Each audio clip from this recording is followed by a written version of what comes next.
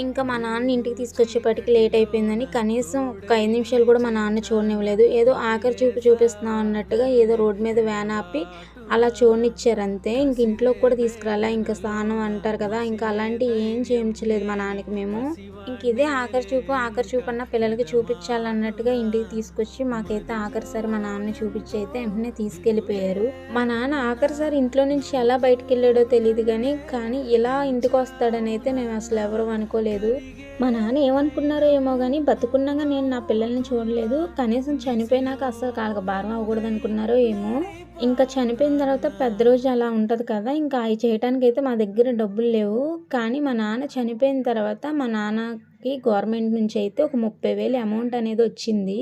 ఇంకా మా నాన్నగారు చనిపోయిన తర్వాత మా నాన్నగారి కార్యం ఎవరన్నా చేయాలి అని చెప్పి ఎవరిని ఆశించుకొని ఇంకా ఆ డబ్బులతో అయితే మా నాన్నగారి రోజైతే చేశాము.